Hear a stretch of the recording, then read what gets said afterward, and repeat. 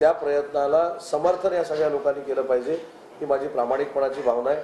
आणि म्हणून आजची पत्रकार परिषद ही एवढ्यासाठीच होती की उद्यापासून दावोसला जे वर्ल्ड इकॉनॉमिक फोरम सुरू होतंय याच्यामध्ये महाराष्ट्र उद्योग क्षेत्रातला एक ऐतिहासिक ठसा उमटवेल, आगळा वेगळा ठसा उमटवेल आणि जे कोण पत्रकार परिषद घेत आहेत ते शांत होतील असं माझं उद्योग मंत्री म्हणून मत आहे। आणि आपल्याला देखील विनंती करायची आहे की आपल्याला देखील आल्यानंतर ज्याला आपण रुपयाचा हिशोब असं म्हणतो तो सगळ्याचा सगळा हिशोब MMRDAचा आणि MIDCचा हा दिला जाईल हा उद्योग मंत्री म्हणून माझा शब्द आहे, माझं वचन आहे। 19-20 ला असा दौरा झाला होता उद्योग खात्यामध्ये तेव्हाच्या प्रवासाच्या काही नोंदी किंवा हिशोब काही मांडलेला आहे का तेव्हाच्या खर्चाच्या काही नोंदी आहेत हे खरं तुम्ही पत्रकार परिषदेमध्ये विचारलं पाहिजे। जे पत्रकार परिषद घेतात त्यांना आपण विचारलं पाहिजे की उद्योग मंत्री दावोसला जात असताना ऊर्जा मंत्री का गेले, ऊर्जा मंत्री जात असताना पर्यटन मंत्री का गेले, पर्यटन मंत्री जात असताना त्यांचे OSD का गेले, त्यांचा OSD जात असताना त्यांचा प्रायव्हेट OSD का गेला।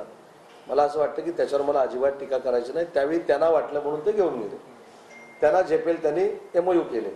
पण त्यातला जो नितीन राऊत साहेबांना घेऊन गेलेला जो 50,000 कोटीचा MOU होता तो अजून शोधून सापडत नाही आहे। तो इंडस्ट्रियलिस्ट पण सापडत नाही आणि तो MOU पण सापडत नाही। तर असे काय आम्ही MOU केले नाहीत। मागच्या वर्षी 1,37,000 कोटीचे आम्ही MOU केले, त्याच्यातल्या 83% MOUंची आम्ही अंमलबजावणी केलेली आहे। आणि आज देखील काही आकडेवारी आलेली आहे, हे सगळे अंदाज आहेत, सगळ्यांचे अंदाज चुकतील एवढे चांगले MOU करून आम्ही परत येऊ। त्यांनी असंही म्हटलंय की 70 जणांचं वराड हे दावोसला निघाले। आता त्याने काय म्हटलं म्हणून सांगितलं की लोकशाहीमध्ये त्यांना काही म्हणण्याचा अधिकार आहे, पण त्यांनी 21 तारखेपर्यंत थांबलं पाहिजे होतं, वस्तुस्थिती बघितली पाहिजे होती। मागच्या वेळी जसं वाघनाकांच्या वेळी झालं तसं होऊ नये याची दक्षता घ्यायला पाहिजे होती। तर मला असं वाटतं की त्याची पुनरावृत्ती होणार आहे। आणि दुसरी त्याच्यामधली महत्त्वाची गोष्ट अशी आहे की काही लोक किंवा काही मंडळी जर आपल्या नातेवाईकांना बरोबर घेऊन जात असतील आणि ते स्वतःच्या पैशाने जात असतील तर त्याच्यावर ऑब्जेक्शन असण्याचं कोणाचं काही कारण नाही। पण माझ्या दृष्टीनं पहिला प्रश्न असा आहे, उद्योजक आले पाहिजे, दावोसचा दौरा झाला पाहिजे व जे उद्योजक आहे त्यांच्या घराखाली सचिन वाजेनं बॉम्ब ठेवला तो सचिन वाजे कोणी घेतला ह्याचं उत्तर आहे का तुमच्याकडे? तर त्याचं उत्तर नाही। पूर्वीपर्यंत अदानी चालत होते, आता धारावीमध्ये त्यांनी टेंडर घेतल्यानंतर अदानी चालत नाहीत, पण अदानी त्यांना चालत नाही, त्यांच्या विरोधात मोर्चा निघतो आणि तेच अदानी शरद पवार साहेबांना जाऊन भेटतात। हे नक्की हे काय आहे? ही संभ्रमावस्था आहे।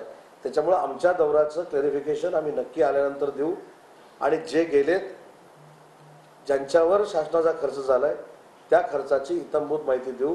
पण जे शिष्टमंडळ आज देखील दावोसमध्ये आम्हाला मदत करायला गेलेलं आहे त्याच्यामध्ये नावं पाहिजे ती देखील मी आपल्याला पाहिजे देईल। स्वतःच्या खर्चाने गेले, त्यांनी का जाऊ नये?